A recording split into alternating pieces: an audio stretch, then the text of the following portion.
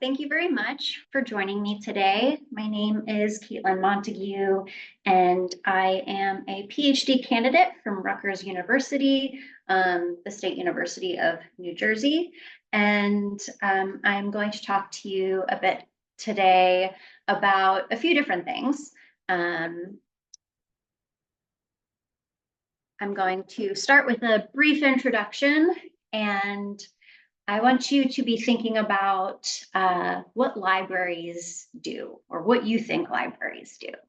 I'm then going to talk a little bit about my dissertation story, and then human information behavior and practice and what that means. And we'll then move on to talking about my pilot study and my dissertation data collection, and then the findings and a conclusion and a brief discussion.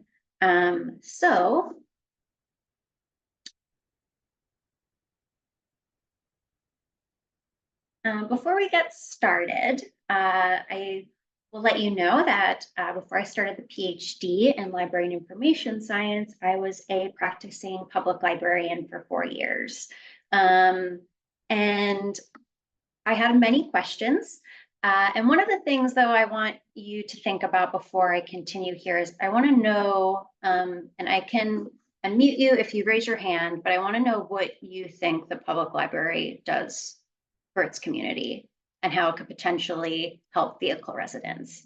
With only the current knowledge that you have of public libraries, what do you think that they do?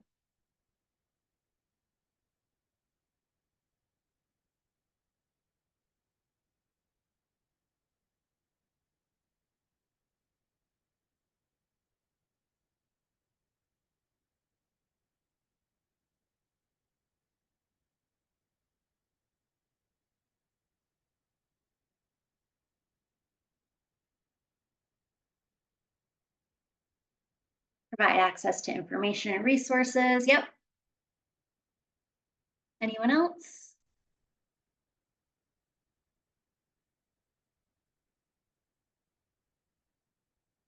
So what I will also share is that, when people find out that I'm a librarian, they're like, oh, did you always love reading? Shelter during adverse weather, such as extreme heat or cold? Yep. The public library is one of the last free places that anyone can just be. You don't have to purchase anything, right? You can shelter from the heat or the cool. And you can quite literally just exist. And there's not many places that you can do that, right? If you go to like a Starbucks or any other kind of cafe, you need to purchase something to be there. And if not, you're asked to leave. So that is very much something that the public library does. Anyone else?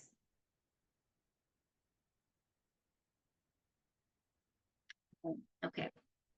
So, oh,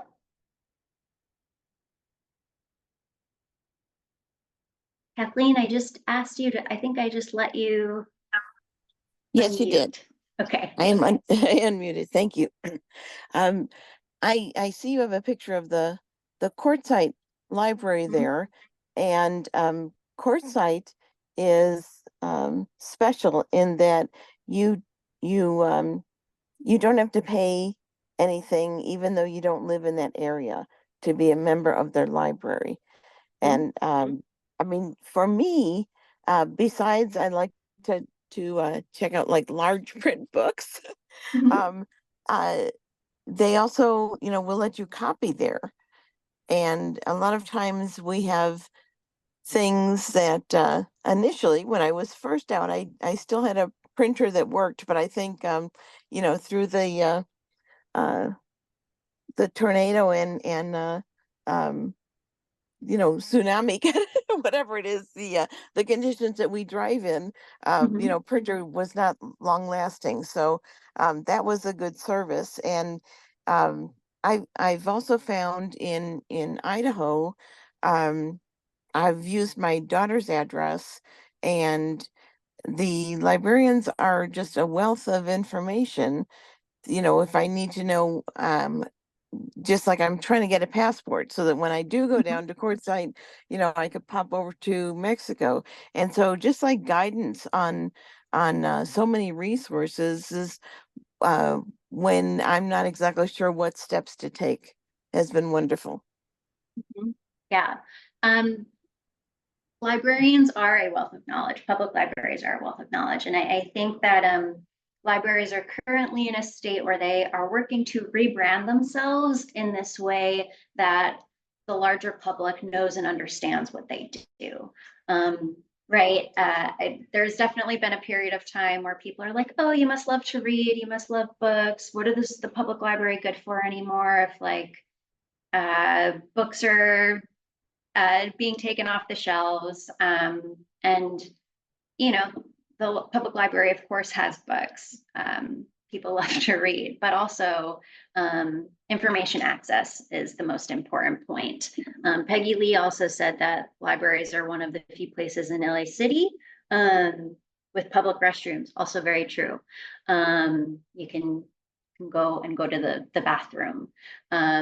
Right? Like, so I'm actually coming to you today from Germany. So it is evening where I am. So I apologize if I'm yawning at all. But one of the crazy things for me here is that all the public restrooms you have to pay to get into.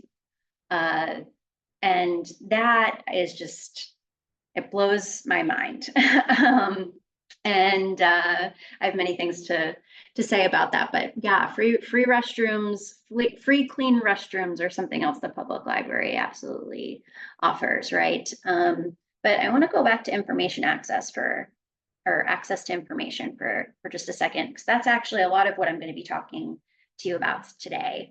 So I want to thank each of you who messaged in the chat, and Kaitlin for joining me in this conversation, because you're absolutely correct. And the library does offer many of those resources. And I'll talk a bit about all of this in just a moment. I'm going to continue and talk a little bit about how I got here first, so you can understand my trajectory. So I got my master's in information to become a librarian in 2016. I was public librarian for 4 years, as I said before. I was really interested in connecting patrons to different resources and information. While I was a public librarian, I was in the adult and children's departments, and I helped create programs and resources for 5 different communities regularly. So I was, interested in creating different programs and resources for the library community. And we did a lot of what we call assessment.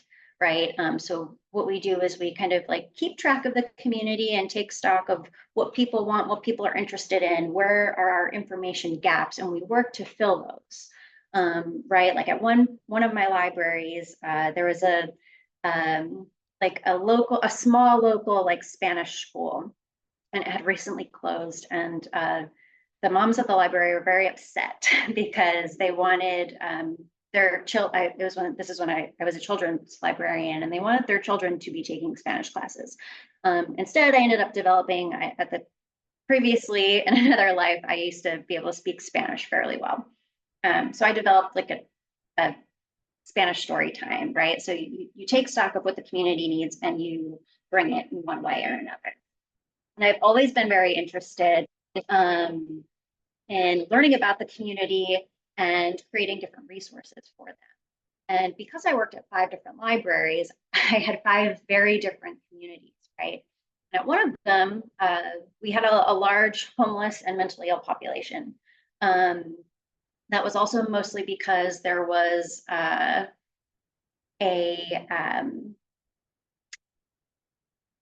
organizational home that had recently closed. And there were many people who were part of this home that didn't have anywhere to go. So many of them came to the library every day, or people that were taking care of them would just drop them off at the library every day. And I was really interested in how we could help support this population, because my library did not have resources to help this population. So I was wondering about all of these different types of things we can do, and was also upset that my library wasn't working to offer these types of resources. And I just had way too many questions. And because I had way too many questions, I was told to go get a PhD. That's how this started.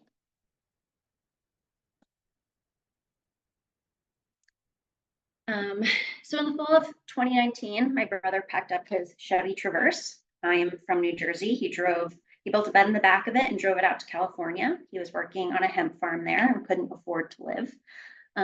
So he was living out of his car. I came to visit him in early 2020. So this was between the fall and spring semester, about January 2020. And I was like super surprised that like there were whole communities of people doing this. And old ambulances, SUVs, school buses, different types of vans, Priuses. It was absolutely phenomenal. There were whole parking lots. This was around when the fires were pretty bad in the Santa Cruz area. He was just north of Santa Cruz and Davenport. And there were whole huge parking lots on the side of the one that were dedicated to people being able to live in their vehicles, and different small businesses in the area were also helping support them. That is, of course, not what it's like right now over there. And instead, those parking lots are actually totally off limits. But this was in place for the fires. So during my visit, I started thinking about all the different ways that public libraries are actually really well positioned to help support vehicle residents across communities. Because when you go to most towns or cities, there's a public library there, right? And public libraries stand for things like information equity and information access, as we talked about before. So I started thinking about all of these things and was wondering how I could tie this into my dissertation. And as I was thinking about this, I started studying human information behavior. And human information behavior is how people search for and use information in various contexts, right? I think vehicle residents have very unique information needs because many of you who are living in vehicles, or anyone who is in a vehicle for part-time. I actually, after all of this, purchased my own van. And that was the photo of me a few slides prior. You're moving all the time. And it makes it difficult to be able to access information in place when you're constantly moving and when there are different policies in different places, right? From one place to another, you may be okay to park over here from this time to this time, but then when you move to this town over here, it's illegal all the time. It's always changing. And to be able to access that information is really important, especially when you're always on the move. So as I was thinking about all of these things, I decided it would be useful to think about vehicle residents in the context of human information behavior and how vehicle residents search for and use information in different contexts. So under information behavior, there's information behavior and then information practice. And I'm very briefly going to go over this just so that you understand how I'm thinking about the ways that vehicle residents access information. So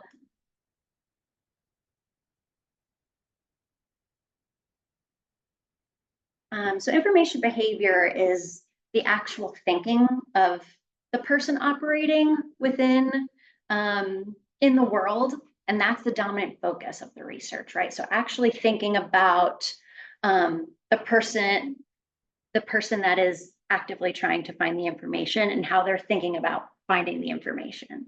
This begins with an information need, right? You realize you get to somewhere new and you realize you need to know where the food store is. Well, if you need to know where the food store is and you haven't seen one, you're going to probably open Google Maps and make sure that you're filling up on food and water and whatever else you might need, right?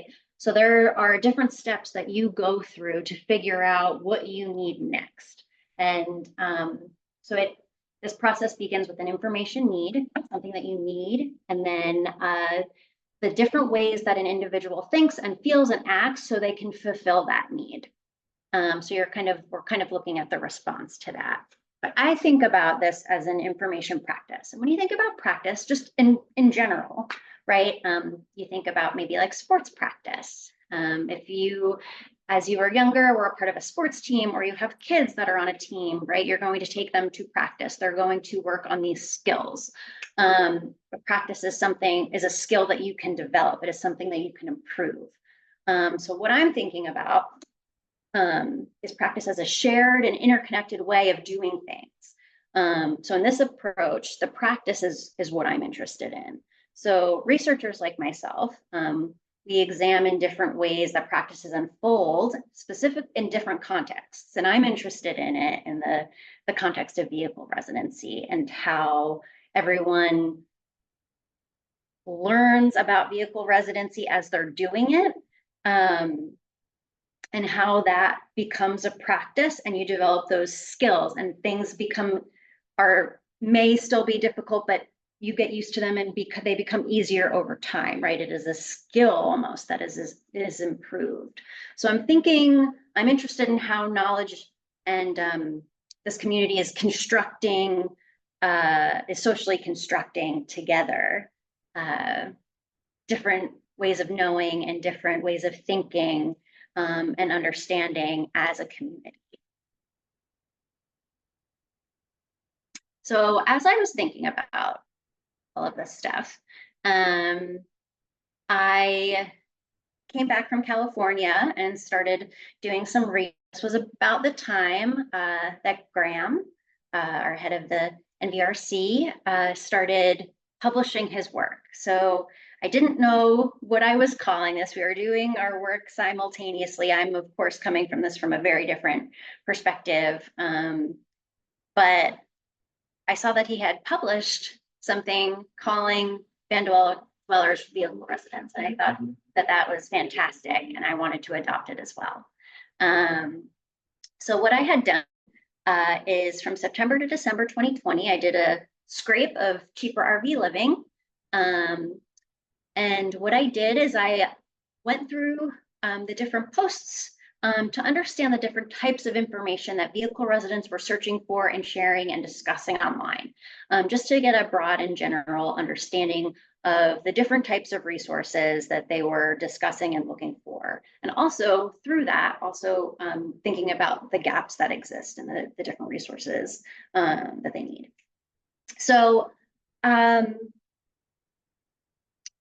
to do that, or because I did that, then I used the different things that I learned and the different types of information that I was learning about to do my pilot study. This pilot study was actually supposed to be in person. I was going to go back to Santa Cruz where my brother was, still is, to conduct this study, but this is also around the time that COVID had hit. So I was not able to conduct my study in person for my university. So I did Zoom interviews and virtual guided tours from November 2020 to June 2021. And I had 7 participants, 1 non-binary person, 2 females, and 4 males between the ages of 23 and 29. I did what is called a snowball sample. And through different people and connections that I had of vehicle residents, I had them ask around to see if anyone they knew would be interested in participating in a pilot study that I was conducting to see if my dissertation would be feasible. So we did 2 sets of interviews with all participants. The first interview was a general interview to learn how and why they chose this lifestyle, in addition to virtual guided tours of their vehicles. So they went through and introduced me to their home and how they made different things, the different parts of the van or vehicle that they were proud of, where they looked for information the most. And then in the second interview, this was conducted about a month or so later, we did what is called an information horizon interview and mapping activity. And I'm going to go into detail of what I mean by that in just a little while, but basically that specific interview was to learn about the different resources that these vehicle residents use on a regular basis to support their daily lives. And what my 2 main takeaways from the pilot study was that location facilitates and constrains information access, right? Where you are, if you're maybe in the middle of the desert and you don't have internet or Wi-Fi, that's going to impact your information access if you don't have what you need immediately, right? If you need internet access to be able to find the different resources that you need in that moment, your information access is constrained. But then mobility, very like physically moving from one place to another, also constrains and facilitates information access. And what is often happening is that when you're in a place where you don't have information access, you can move to a new place to get it. And that is something that vehicle residents are able to do in very simply because they live mobily.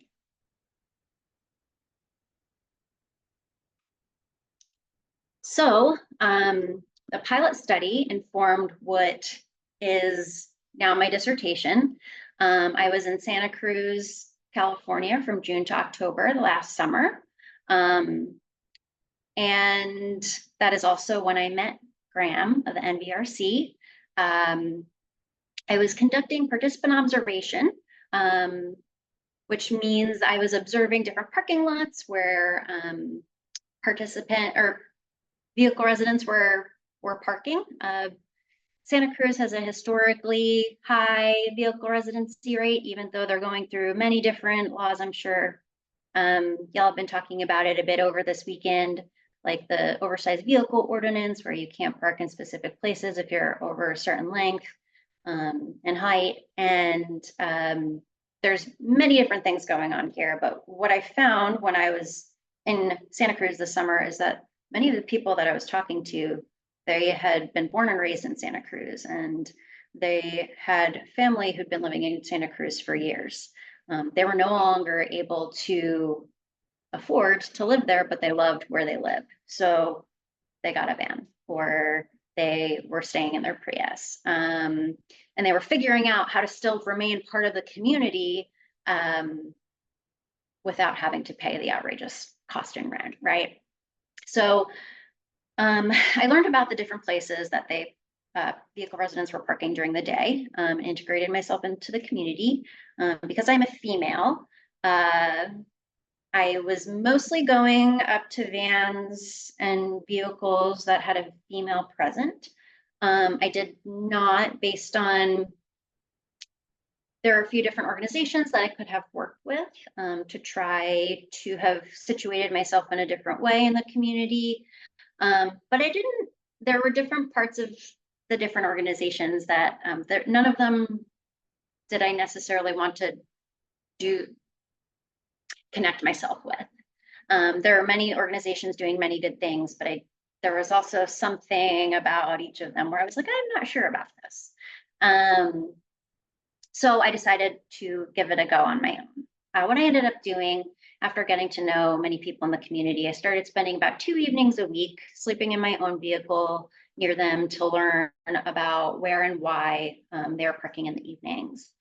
And then what I was also doing is I was doing unstructured interviews with community members supporting vehicle residency. So I was interviewing parking program coordinators and community activists to learn about how the community was working to support vehicle residents in different ways. And what I ended up doing is using what I learned last summer to refine the questions that I was trying to ask in this study. Earlier, I mentioned that I had too many questions, and you're told to, if you have this many questions, you should go get a PhD. So all of our research studies are based on the different types of questions that you ask. So next, I'm going to talk about my questions. So my first was, what are vehicle residents' information practices? Very general. How are vehicle residents interacting with information? How are they sharing it? How are they utilizing it? How do they access information necessary to support their daily lives? And those two kind of go together. And then also, how do place and mobility impact vehicle residents' information access? How do they decide where to park? How are their decisions shaped by their perceptions of parking policies and regulations, right? So the first two are more general about information and information sources. And then the second set of questions are about moving around in different locations and how where you are and how you're moving impact the way that you access information.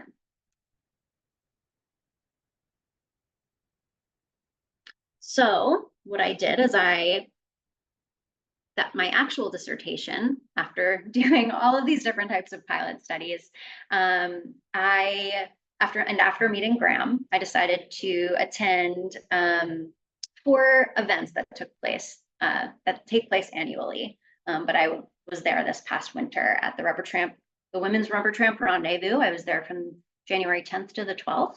The Rubber Tramp Rendezvous, I was there from the 13th to the 20th. I was at Skooliepalooza from the 20th to the 27th. And then I was at Bannied from February 6th to the 17th. And what I did at each of these events was I collected my dissertation data. And these were the 4 methods that I used to be able to do that. And what I did is and if any of you were there, you may have seen it. I had a small paragraph description of what my study was going to be, and that I was looking to talk to vehicle residents about the different information resources that they use every day, and also a tour of their vehicle. And I was giving $25 gift cards for the interview and then $25 gift cards for the tour. So for participant observation, I lived out of my vehicle for the duration of the data collection to attend the WRTR, the RTR, Skooliepalooza, and Bannied. I volunteered with NVRC at the WRTR and the RTR. So again, if you were at those events, you walked by the table, you may have seen me with Graham. And what I did is I left my information with that call of interest for the study at the information center. And I had like 60 people contact me to take part, which is absolutely fantastic, but I'm only one person. And there was no way I was going to be able to do that many interviews, unfortunately. So I did only do 25. And what I did for each of those is I did what is called an information horizon interview. And in this interview, I encouraged participants to describe their information seeking process, their resources that they use, whether they were useful. These questions were followed by an illustrating element where I asked them to sketch themselves in the middle of the page. And after we discussed all the different types of resources that they use on a daily basis, I asked them to depict them on the page, right? So some people were taking the resources that they use the most and drawing them and depicting them closest to them. And then those that were more peripheral were on the outskirts of the page. Everyone depicted these maps in very different ways, but it's a really interesting way to help the participant understand the resources that they use the most and how important they are to them. And that was one of the things that I was trying to understand. You know, in the library and information science fields, no one has looked at vehicle residents in a context in any way, shape, or form. This is still fairly new in terms of how we can help support, right?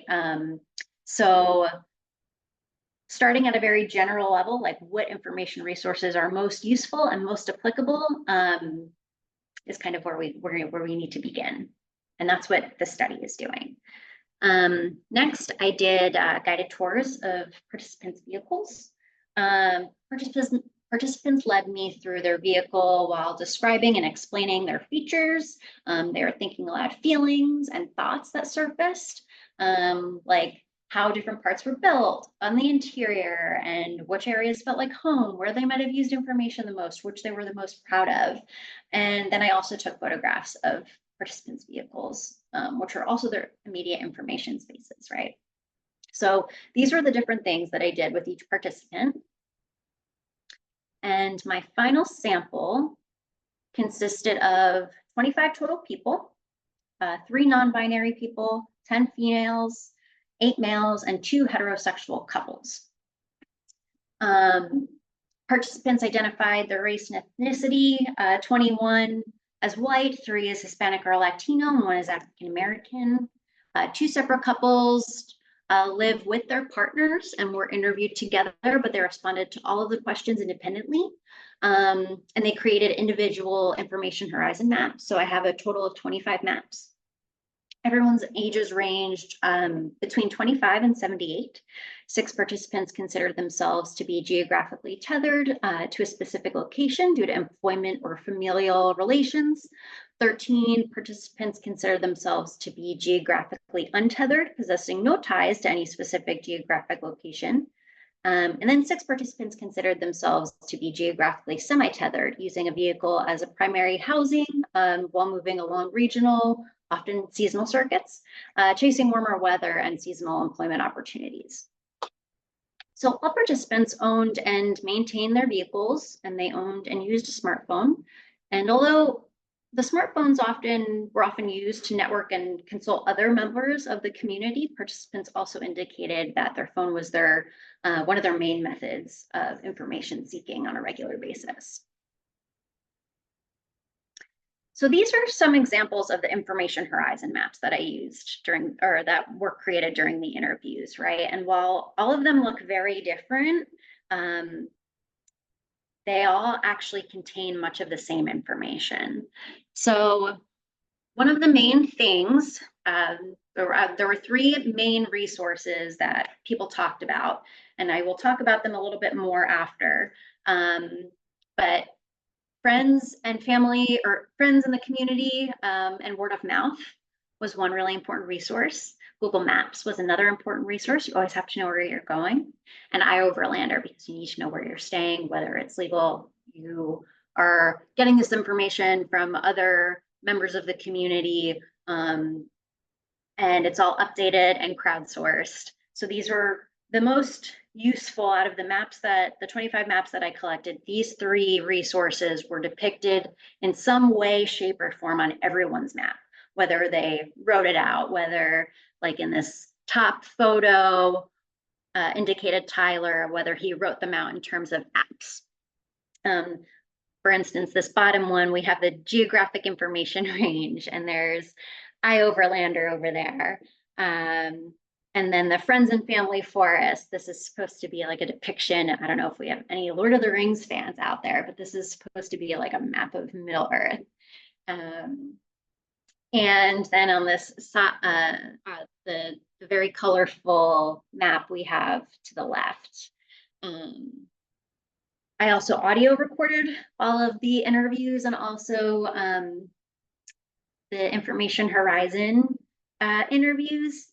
And what I had everyone do is explain how they were thinking about these resources as they were drawing them.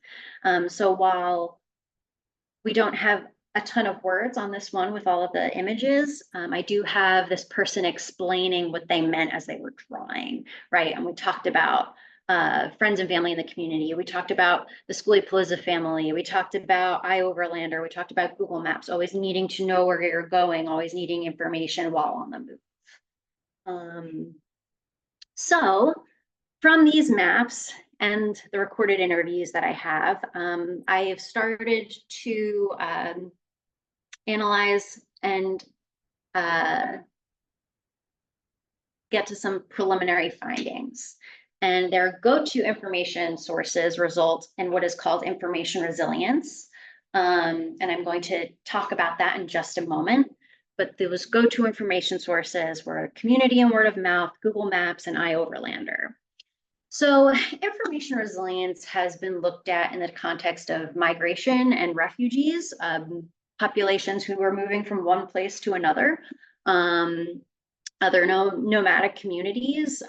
So other researchers found that in the process of leaving a current place, and you're a way of knowing, refugees or migrants were forced to transition to a new society or a new place, where they then had to kind of reconcile their established ways of knowing about their past community. So they were letting go of what they previously knew in their last environment and having to adapt their information practices and how they look for information and the types of information that they're looking for in their new environment. And this process resulted in information resilience. So compared to migrants and refugees, vehicle residents experience far less dramatic fractures, right? While knowledge bases are disrupted from when you might leave one town to another or one state to another, the information landscape itself, all of the different information resources that you use, fracture on a smaller scale, right? And what I mean by that is that vehicle residents are able to go through this process of information resilience at a much faster rate, because cities, states, and towns are not necessarily going from one cultural end of the spectrum to another. The differences are not quite so stark from one community to the next. So what was happening is vehicle residents were experiencing these small micro fractures, and they were able to construct their knowledge bases and the different resources that they use by referring to these go-to information sources. And these sources were the most useful because they are applicable across locations and also over time, right? You can consistently reach for your community. You can consistently use Google Maps. iOverlander is aggregating all of this information as time goes on from crowdsourcing different community members all over the place, right? So there is a difference in that from when you go from one place to another, these information resources are still useful, whether you're in Arizona or whether you're in Washington State. So community word of mouth, Google Maps, and iOverlander were all accessed in this way. And these resources allow vehicle residents to stay and remain super flexible, right? And that's a bit what I mean by information resilience then produces information mobility. So participants expressed that the basic need to access daily information that supports constant movement is based on their constant movement, right? So I'm taking what I'm calling information mobility and defining that as information's applicability across location, across time, and in different environments. It is created through different locations, through technology, and users and the community is very situated in specific needs. While much of the important information that vehicle residents need is very place-based, like specific locations, parking policies, information mobility remains useful despite where you are and across time. So then information mobility is allowing vehicle residents to re-strengthen their information practices and remain adaptable and flexible. So in conclusion, understanding vehicle residents' most utilized information resources can help public libraries and other information institutions deliver support, right? Vehicle residents' information needs are unique in that they're always on the move, right? So as Kaitlin mentioned earlier, Quartzsite, you don't need to pay to become part of the community if you don't have an address there. There are many libraries across the country that are starting to do away with needing an address to be able to maintain a library card. There are also many libraries across the country who are eliminating fines, right? So public libraries very slowly, because the public library can be slow,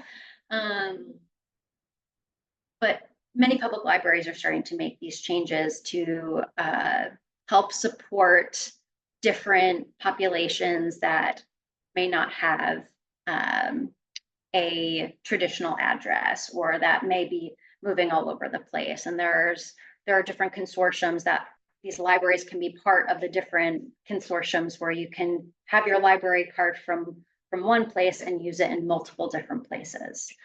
So different things are starting to occur in libraries to help shift and favor the rise in mobility, right? So public libraries also play an important role in providing information communication technologies and access to their communities. as we talked about earlier. And accessibility and equity are core principles of public library ethics. So public libraries, because there's usually a public library in most communities throughout the US, they're actually quite well situated to help support vehicle residents, right? So, you know, in starting this study, or in creating this study and starting to understand the different types of information resources that vehicle residents utilize regularly, we can start to understand how to better support this community, right? So if we understand how vehicle residents' information needs are unique, especially because of their mobility, and how some of them have their go-to, how most of them now we're understanding have their go-to most utilized information resources. This helps us understand how we can create resources and different types of service provisions to help support the community. So very briefly again, after this whole discussion, I'm wondering if anyone who is participating today, how do you think the public library can help support vehicle residents? And feel free to throw your response in the chat, or if you raise your hand, I can also unmute you.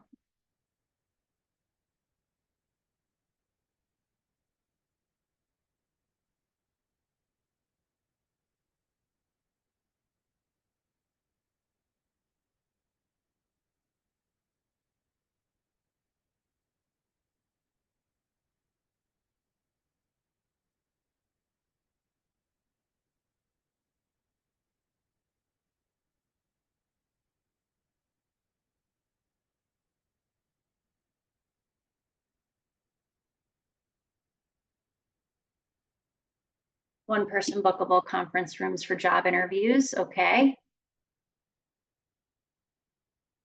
Some libraries are starting to offer different types of resources like this without having to reserve ahead of time.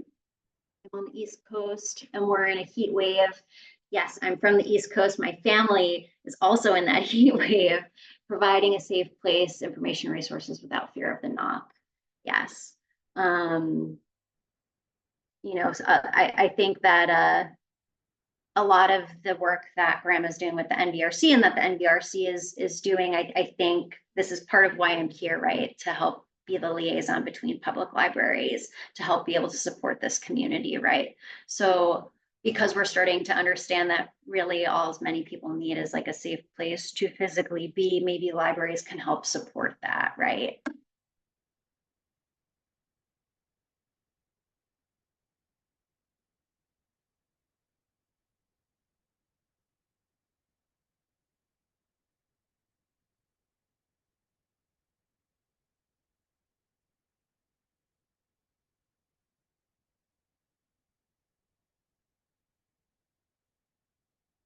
Anyone else?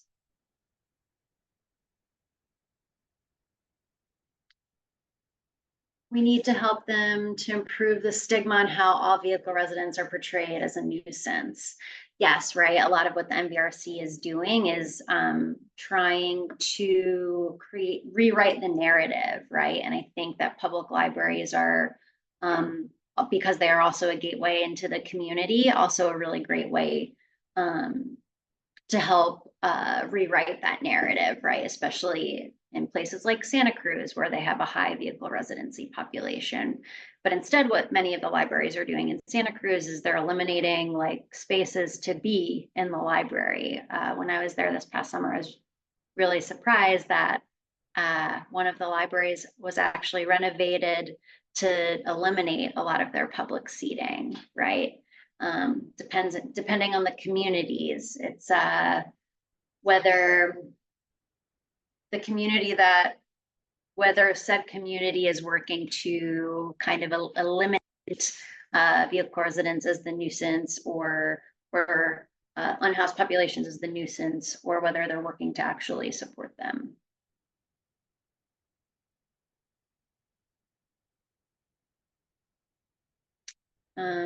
And then these are my published works that I have published in different journals, based on my own research.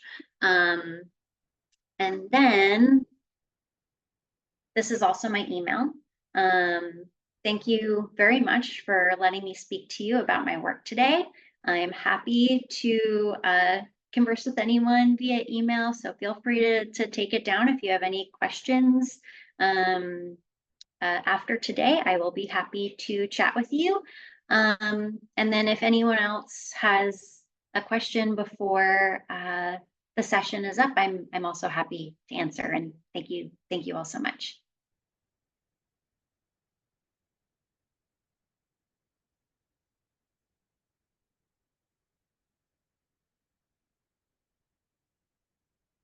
Thank you all. It was a pleasure.